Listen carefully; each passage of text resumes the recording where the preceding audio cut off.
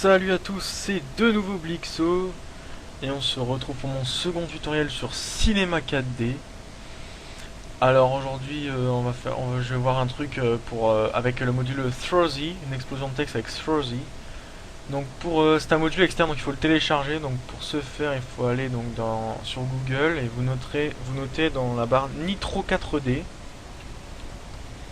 C'est un module gratuit, hein, fort utile. Donc vous allez sur Nitro 4D. Dans Freebies, les gratuites, Throsy. Ok, Freebies, Throsy. Alors et ensuite, vous téléchargez donc celui-ci pour la version 11.5 de Cinema 4D et celui-ci pour la version R12. Ok. Alors une fois que vous avez téléchargé, ça s'est enregistré quelque part hein, sur votre bureau ou ailleurs. Vous allez dans Ordinateur, Disque local, Programme, Maxon, Cinema 4D, et là vous le mettez dans Plugin. Ok, comme ça dans Plugin. Ensuite, quand vous redémarrez Cinema 4D, il se trouve dans Module externe. Voilà, donc on va voir ce que ça fait donc ce module Throsy. Donc pour ça, on va créer un sol. Donc vous cliquez ici, sol. Hop, voilà.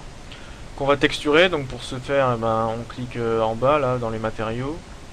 On ajoute un matériau. Hop, je vais lui mettre une petite couleur blanche, comme dans tous mes tutos, je pense. Une réflexion de texture Fresnel.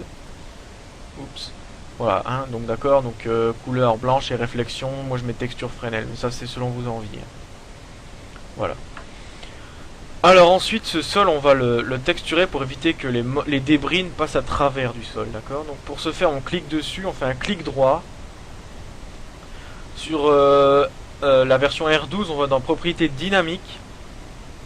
Et sur la R11, c'est dans propriété MoGraph. Donc dans propriété MoGraph, on fait corps rigide. Rigid body, pour ceux qui ont la version anglaise. Voilà, donc le sol en corps rigide. Ensuite, on va dans MoGraph et on fait un objet texte. Ok, MoGraph, objet texte. Donc on va créer le premier texte, donc celui qui explose sous l'autre. Donc là, je vais mettre la chaîne YouTube du gars qui m'a demandé une intro. Alors attendez, hop, c'est IDOXX.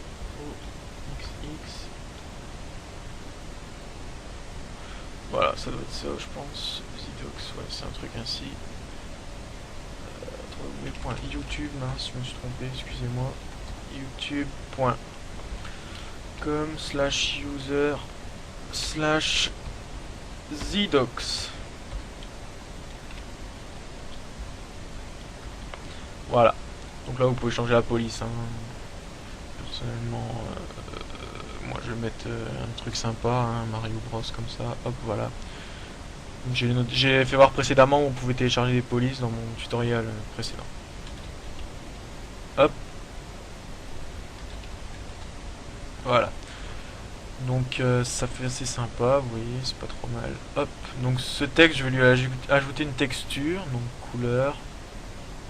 Je vais mettre, je sais pas, du vert, tiens, un peu. Hop, du vert flash, c'est pas trop mal. Une petite réflexion, texture Fresnel.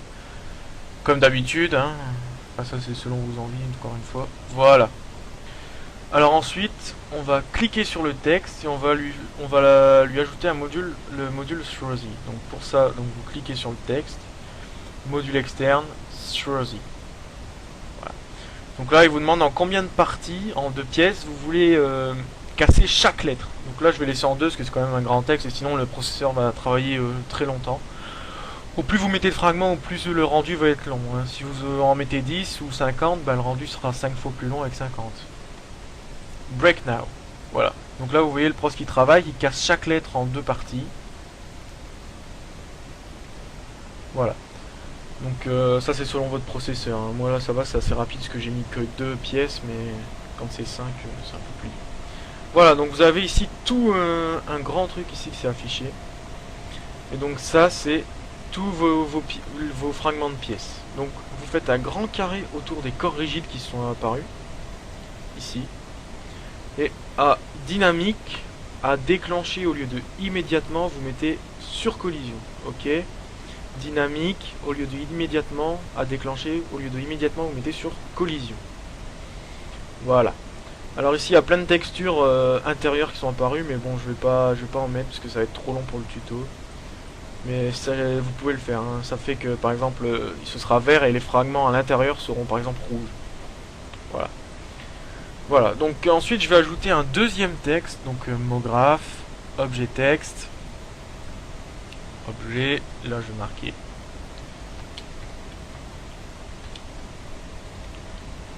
Zidox, à la demande une petite dédicace. Je vais mettre un peu plus de profondeur, peut-être 80, voilà, comme ça c'est plus joli.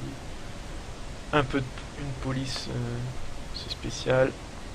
Hop, rien, Mister Vampire là, hop, ça a pas l'air trop mal ça comme police. Voilà. Et ce texte là, je vais le monter ici. Voilà, ok. Je le monte. Ensuite, je vais lui ajouter une petite texture. Voilà. Texturé, hein, toujours selon vos envies. Moi je vais mettre vert et rouge, ça va bien ensemble. Un dégradé, tiens. Hop, voilà, un petit dégradé rouge, et voilà. Voilà, donc ensuite ce texte, vous faites un clic droit, propriété mot graphe, corps rigide. Ok. Clic droit, propriété mot graphe, corps rigide. Rigid body. Et donc là, le texte tombe et casse les lettres qu'il y a dessous. Mais vous voyez, les lettres, elles partent n'importe comment, elles ne restent pas droites selon le mot qu'on a créé. Alors pour y remédier, on va aller dans... On va cliquer donc toujours sur le texte, le truc mot graphe, le corps rigide, pardon, le petit icône à droite ici. On va aller dans force et à amortissement angulaire, on va mettre 100. Vous passez de 0 à 100. Et maintenant, en théorie, voilà, vous voyez, les lettres restent ensemble, groupées. Voilà.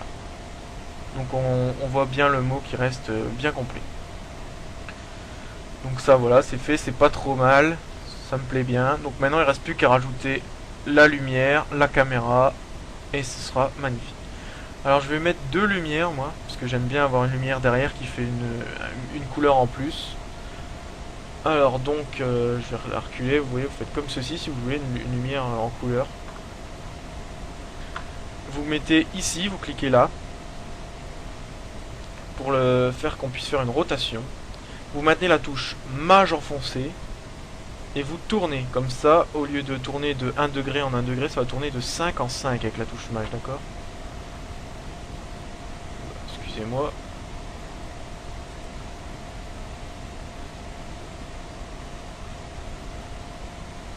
Et voilà. Ensuite on reclique sur les vecteurs pour reprendre un affichage normal. On monte un peu la lumière hein, pour avoir quelque chose de plus sympa. Hop, on monte la lumière. Et là, pour changer la couleur, vous cliquez sur la lumière. Vous allez dans Généralité, Couleur. Et moi je vais mettre un vert. Un vert assez flash. Ensuite, parce que là on ne voit pas la lumière si vous cliquez. Vous voyez, c'est juste vert, mais on la voit pas. Vous allez dans... Donc toujours dans Généralité, vous allez dans Lumière visible, et au lieu de 100, vous passez en visible. Ok, lumière visible, et au lieu de 100, vous mettez en visible. Ensuite, vous augmentez, par exemple ici, vous voyez, je mets en très très gros. Quand je fais un rendu, ça rend une très grosse lumière verte. Hein. Et vous pouvez très bien en mettre une toute petite, un peu comme une étoile. Moi j'aime beaucoup en mettre des toutes petites pour faire une sorte de point lumineux. Je trouve ça original, assez sympa. Hop, voilà. Ensuite je vais prendre ma deuxième lumière qui est blanche, la mettre devant mon texte. C'est très important de la mettre devant, sinon vous ne verrez rien. Et la monter. Voilà. Comme ça maintenant, si on fait un léger rendu, vous voyez, on voit la réflexion sur le sol et on voit les couleurs du texte. Voilà, alors ici, quand vous pouvez voir le rendu, hop, excusez-moi, voilà, il y a le rendu, vous voyez, il n'y a pas d'ombre derrière le texte. Ce serait sympa de rajouter une petite ombre. Donc, on va sur lumière, toujours la même lumière, la lumière blanche. Et on va dans ombre, dans généralité, ombre, et au lieu de ombre, on met masque d'ombre, ombre diffuse, au lieu de 100 dans ombre. Ok, donc la lumière, généralité, ombre, masque d'ombre, ombre diffuse. Et maintenant, si on fait un rendu, vous voyez, on voit les ombres derrière le texte là-bas, ici. Donc voilà, c'est assez bien, c'est très joli, c'est magnifique, tout va bien.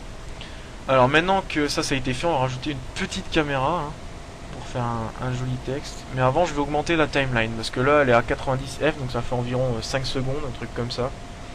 Donc bon, c'est bien, mais c'est pas assez, moi je trouve, pour une intro. Donc je vais la passer en 250. 250 F, ça fait déjà une belle intro, ça fait une intro d'une dizaine de secondes, pardon. Donc c'est pas mal. Alors pour ajouter une caméra, on va de là-haut dans les lumières et on clique sur caméra. Voilà. Mais alors ici, si vous faites caméra comme ça, tout simple, quand vous allez vous déplacer, la caméra va pas venir avec vous, vous voyez. Donc vous cliquez sur le petit carré ici noir. Hop. Et voilà, là on se met dans la peau de la caméra. C'est comme si on était la caméra. Donc là maintenant vous mettez une petite clé en début de timeline, admettons si vous voulez que ce soit là. Vous avancez légèrement. Hop, voilà, le Zidox arrive ici. Donc moi par exemple à 100, je vais décaler ma caméra vers la droite. Voilà, comme ceci, pour bien voir le mot. Ça sympathique. Et là, voilà. Donc par exemple j'allais à 201 maintenant, 200. Je vais avancer un petit peu, histoire de bien voir le mot. Vraiment, bien le voir. Et je vais aller en 250, et par exemple je vais passer à travers le haut. Vous voyez. Voilà.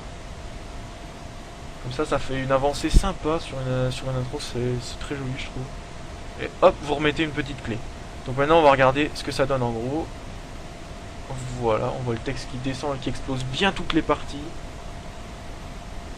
La caméra qui se déplace légèrement au départ. Jusqu'à 100. Pour arriver à la position que je lui ai dit. Et 200, elle va se déplacer vers l'avant jusque 200 pour arriver également à la position, on voit bien le texte en gros, et d'un coup ça va accélérer et passer à travers le texte. Vous voyez, attendez, ça va arriver, on arrive bientôt à 200, et là d'un coup ça accélère, voilà. Et là ça passe à travers le rond, le haut. Voilà. Donc j'avais pré-réglé l'enregistrement, hein, donc je vais vous redire quand même. Donc pour mettre en 16 neuvième, on va dans sortie, pré-réglage, on met HDV, HDTV 720-29-97. En format de film, bah, ça se fait automatiquement. Ensuite dans images, on met toutes les images pour prendre toute la timeline. Ensuite on clique sur enregistrer. Dans enregistrer, là vous définissez un fichier dans lequel vous voulez que ça s'enregistre. Donc moi j'ai mis dans C4D tuto 2. Et à format, surtout vous n'oubliez pas de mettre film AVI, sinon ça va vous enregistrer qu'une image en fait. Ok. Ensuite vous allez dans multi-aliasing et là vous mettez au mieux et au niveau max vous mettez en 2x2. Ça va faire un rendu beaucoup plus joli et en meilleure qualité. Voilà, ben le tuto se termine ici, j'en ferai encore sans doute une petite dizaine. Hein. Et voilà, je vous dis à très vite pour le prochain. Salut!